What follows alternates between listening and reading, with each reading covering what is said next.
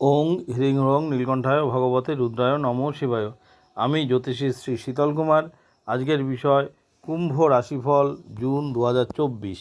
তো আজকের বিষয় শুরু করার আগে আমি আবার আপনাদের মনে করে দিতে চাই, আমার বিষয়গুলো বা ভিডিওগুলো সুন্দরভাবে আপডেট পাওয়ার জন্য অবশ্যই সাবস্ক্রাইব করে দেবেন এবং ভালো লাগলে লাইক ও শেয়ার করে দেবেন। তো আজকের বিষয় কুম্ভ রাশিফল জুন 2024। তো সবার প্রথমে আমরা গ্রহের পজিশনগুলো জেনে নেব। সেই ক্ষেত্রে দেখুন, কুম্ভ রাশিকে ফার্স্ট হাউস হলে ফার্স্ট হাউসে শনি, সেকেন্ড হাউসে রাহু, থার্ড হাউসে মঙ্গল, ফোর্থ হাউসে রবি, বুধ, শুক্র এবং বৃহস্পতি অবস্থান করছে। রবি 15 তারিখে ফিফথ হাউসে প্রবেশ করবে, বুধ 14 তারিখে ফিফথ হাউসে প্রবেশ করবে, শুক্র 12 তারিখে ফিফথ হাউসে প্রবেশ করবে এবং এইথ হাউসে কেতু অবস্থান করছে।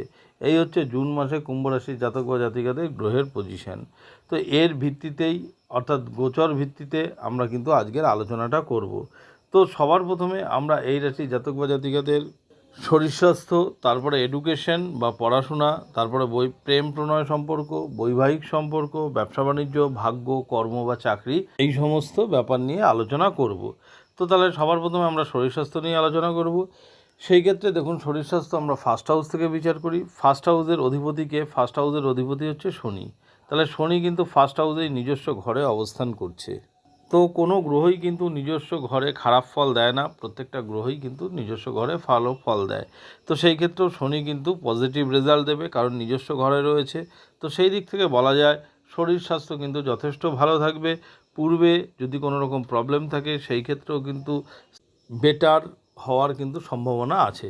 ওভারঅল বলা যেতে পারে যে জুন মাসে শরীর স্বাস্থ্য ভালো থাকবে। তো এরপরেই আমরা এই রাশির জাতক বা জাতিকাদের এডুকেশন বা পড়াশোনা সংক্রান্ত ব্যাপারটা নিয়ে আলোচনা করব। সেই ক্ষেত্রে দেখুন, আমরা পড়াশোনা ফিফথ হাউস থেকে বিচার করি। ফিফথ হাউসের লর্ডকে, ফিফথ হাউসের লর্ড কিন্তু বুধ, সে কিন্তু চতুর্থ স্থানে অবস্থান করছে। তো চতুর্থ স্থানেও কিন্তু যথেষ্ট শুভ, কিন্তু সেটা হচ্ছে ফিফথ হাউসের দ্বাদশ ঘর। কিন্তু এই চতুর্থ স্থান থেকে বুধ কিন্তু 14 তারিখে ফিফথ হাউসে প্রবেশ করবে এবং এটা নিজস্ব ঘর। বুধের এই যে মিথুন রাশির ঘরটা, এটা নিজস্ব ঘর। তো সেই দিক থেকে বলা যায় 14 তারিখের আগে পর্যন্ত কিন্তু পড়াশোনা সংক্রান্ত ব্যাপারে ভালো থাকবে, কিন্তু 14 তারিখে যখন বুধ নিজস্ব ঘরে প্রবেশ করবে সেই সময় থেকে পড়াশোনা কিন্তু আরও যথেষ্ট ভালো হবে। দেখবেন পূর্বের থেকে কনসেন্ট্রেশন ভালো হবে, আপনার কোনো জিনিস মনে রাখতে বা কোনো জিনিস বুঝতে সুবিধা হবে। এডুকেশন পারপাস কোনো যদি পরীক্ষা থাকে সেই ক্ষেত্রেও কিন্তু 14 তারিখের পরে বেটার হওয়ার সম্ভাবনা আছে। তো 14 তারিখের আগে পর্যন্ত ভালো হলেও তার থেকেও ভালো কিন্তু 14 তারিখের পর থেকে। তো যাই হোক, এডুকেশন পারপাস কিন্তু কোনো অসুবিধা আমি দেখছি না। তো এরপরেই আমরা আলোচনা করব এই রাশির জাতক জাতিকাদের প্রেম প্রণয় সম্পর্ক। সেই ক্ষেত্রেও দেখুন, আমরা ফিফথ হাউস থেকে প্রেম প্রণয় সম্পর্ক বিচার করি। তো ফিফথ হাউসের লর্ড কিন্তু বুধ, সেই বুধ কিন্তু চতুর্থ স্থানে অবস্থান করছে এবং 14 তারিখে সে নিজস্ব ঘরে কিন্তু পঞ্চম স্থানে প্রবেশ করবে। তো সেই সঙ্গে সপ্তমপতি রবি, রবিও কিন্তু 15 তারিখে পঞ্চম স্থানে প্রবেশ করবে এবং তার আগেও পর্যন্ত কিন্তু রবি বুধের একটা কম্বিনেশন থাকবে। তো প্রেম প্রণয় কিন্তু সম্পর্ক যথেষ্ট ভালো থাকবে। অনেক সময় আপনারা এটা শুভ পরিণয়ের দিকে বা বিবাহের দিকেও কিন্তু টার্ন নিতে পারে। তো ওভারঅল কিন্তু প্রেমের দিকটা যথেষ্ট ভালো, আশা করা যায় যে কোনো সেরকম সমস্যা হবে না। তো যাই হোক, এরপরে আমরা আলোচনা করব এই রাশির জাতক বা জাতিকাদের বৈবাহিক সম্পর্ক। সেই ক্ষেত্রেও দেখুন, বৈবাহিক সম্পর্ক আমরা সেভেন্থ হাউস থেকে বিচার করি। সেভেন্থ হাউসের লর্ডকে, সেভেন্থ হাউসের লর্ড কিন্তু রবি, সেই রবি কিন্তু ফোর্থ হাউসে অবস্থান করছে, কেন্দ্রে অবস্থান করছে। তাহলে কেন্দ্রে কোনো গ্রহ যদি অবস্থান করে অবশ্যই কিন্তু শুভ ফল দেয় এবং সে কিন্তু 15 তারিখে ফিফথ হাউসে প্রবেশ করবে। ফিফথ হাউসটা হচ্ছে কনের ঘর, শুভ ঘর। তার মানে বৈবাহিক সম্পর্কও কিন্তু যথেষ্ট ভালো থাকবে।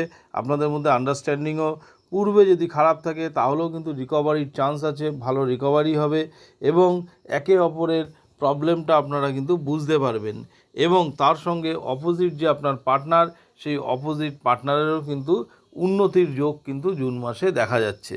তো যাই হোক, এরপর আমরা ভাগ্যের ব্যাপারটা নিয়ে আলোচনা করব। তো সেই ক্ষেত্রে ভাগ্যকারক গ্রহকে, ভাগ্য আমরা নাইন্থ হাউস থেকে বিচার করি। তাহলে নাইন্থ হাউসের লর্ড কিন্তু শুক্র, সেই ভাগ্যকারক গ্রহ শুক্র কিন্তু ফোর্থ হাউসে অবস্থান করছে এবং এই যে ফোর্থ হাউসটা হচ্ছে নিজস্ব ঘর, শুক্রের নিজস্ব ঘর। তো নবমপতি, ভাগ্যপতি যখন নিজস্ব ঘরে কেন্দ্রে অবস্থান করে তখন কিন্তু যথেষ্ট পজিটিভ রেজাল্ট দেয়। তার মানে ভাগ্য আপনাকে সাথ দেবে। তো সেটা আপনি পড়াশোনা করলে পড়াশোনার ক্ষেত্রে ভাগ্য আপনাকে সাথ দেবে, আপনি যদি চাকরি বাকরি করেন চাকরি বাকরির ক্ষেত্রে ভাগ্য সাথ দেবে, ব্যবসা বাণিজ্য করলে ব্যবসা বাণিজ্যের ক্ষেত্রেও ভাগ্য সাথ দেবে। ওভারঅল আপনার কিন্তু লাক কিন্তু সাথ দেবে, যার জন্য লাক সংক্রান্ত ব্যাপারে যদি কোনো কাজ থাকে, যেমন কোনো ইনভেস্টমেন্টের ব্যাপার থেকে, খালি যদি আপনার দশা অন্তর্দশা পারমিট করে তাহলে অবশ্যই আপনারা কিন্তু ইনভেস্টমেন্টও করতে পারেন।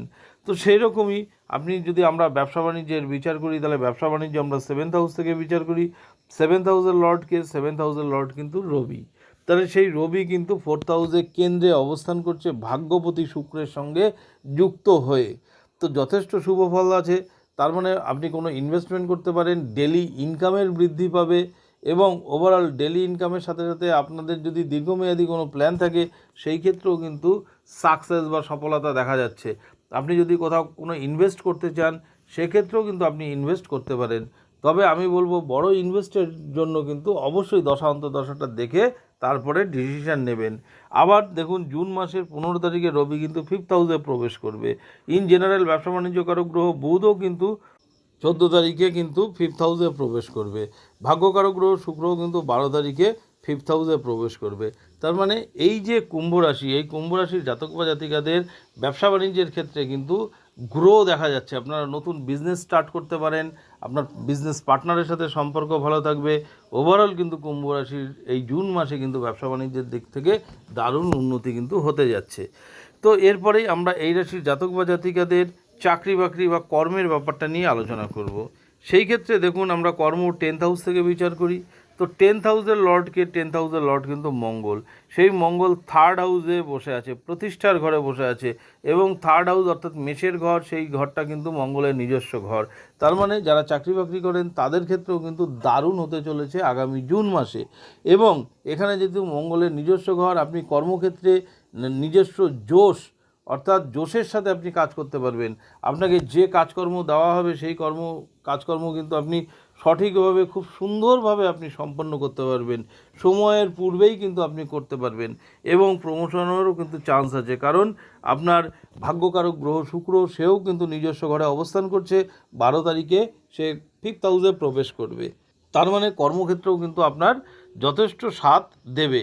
তো ওভারঅল কিন্তু আমি দেখছি যে কর্মক্ষেত্রেও কিন্তু এই রাশির জাতক বা জাতিকাদের কিন্তু দারুণ উন্নতি হতে যাচ্ছে।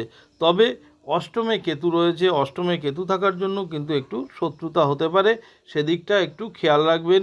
এবং ধনস্থানে রাহু বসে আছে, তার মানে কিন্তু একটু ধন সম্পত্তির ক্ষেত্রে কিন্তু অনেক সময় একটু ব্যয় করায়। তো এই জিনিসগুলো বাদ দিলে ওভারঅল কিন্তু কুম্ভ রাশির জাতক জাতিকাদের জুন মাসে দারুণ হচ্ছে।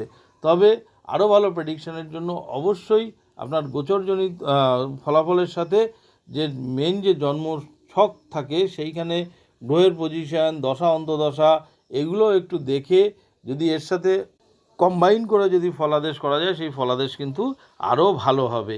এটা বেসিক্যালি গোচরজনিত ফলাফল। তো যাই হোক, আমি আগেও বলেছি আবারও বলছি, আমার বিষয়গুলো বা ভিডিওগুলো সুন্দরভাবে আপডেট পাওয়ার জন্য অবশ্যই সাবস্ক্রাইব করে দেবেন এবং ভালো লাগলে লাইক ও শেয়ার করে দেবেন। আবার আগামী দিনে নতুন ভিডিও নিয়ে আপনাদের সামনে উপস্থিত হব। ধন্যবাদ।